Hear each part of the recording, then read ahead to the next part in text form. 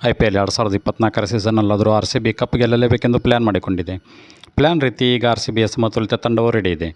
ಆದರೆ ಈಗ RCBಯ ಒಬ್ಬ ಆಟಗಾರ ತಂಡದಿಂದ ಹೊರಬೀಳುವ ಸಾಧ್ಯತೆ ಹೆಚ್ಚಿದೆ. ಆಟಗಾರನ ಸ್ಥಾನಕ್ಕೆ ಯುವ ಸ್ಫೋಟಕ ಮ್ಯಾಚ್ ಫಿನಿಷರ್ ಆಟಗಾರರನ್ನು ಕರೆತರಲು RCB ಪ್ಲ್ಯಾನ್ ಮಾಡಿದೆ. ಇತ್ತೀಚೆಗೆ ಮುಕ್ತಾಯಗೊಂಡ BPL ಋತುವಿನಲ್ಲಿ RCB ಸ್ಟಾರ್ ಆಟಗಾರ ಟಾಮ್ ಕರನ್ ಮೊಣಕಾಲು ಗಾಯಕ್ಕೊಳಗಾದರು. ಟಾಮ್ ಕರನ್ ಅವರ ಗಾಯವು ಗಂಭೀರವಾಗಿದೆ. ಹಾಗಾಗಿ ಟಾಮ್ ಕರನ್ IPL 17ನೇ ಟೂರ್ನಿಯಿಂದ ಹೊರಗುಳಿಯುವುದು ಖಚಿತವೆನ್ನಬಹುದು. ಹಾಗಾಗಿ RCB ತಂಡಕ್ಕೆ ಟಾಮ್ ಕರನ್ಗೆ ಪರ್ಯಾಯ ಆಟಗಾರನ ಅವಶ್ಯಕತೆ ಇದೆ.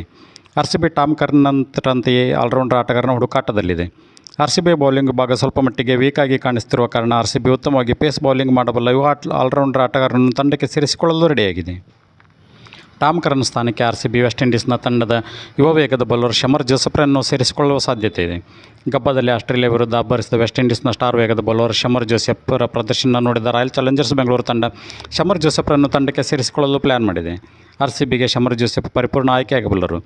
RCB ತವರು ಮೈದಾನದ ಪಿಚ್ಗಳಲ್ಲಿ ರನ್ ಮಳೆಯೇ ಹರಿಯುತ್ತದೆ. ಶಮರ್ ಜೋಸೆಫ್ರ ವೇಗ ಈ ಮೈದಾನದಲ್ಲಿ ಪರಿಣಾಮಕಾರಿಯಾಗಲಿದೆ. ಶಮರ್ ಜೋಸೆಫ್ ಗಂಟೆಗೆ 150 ಕಿಲೋಮೀಟರ್ ವೇಗದಲ್ಲಿ ಬೌಲಿಂಗ್ ಮಾಡಬಲ್ಲರು.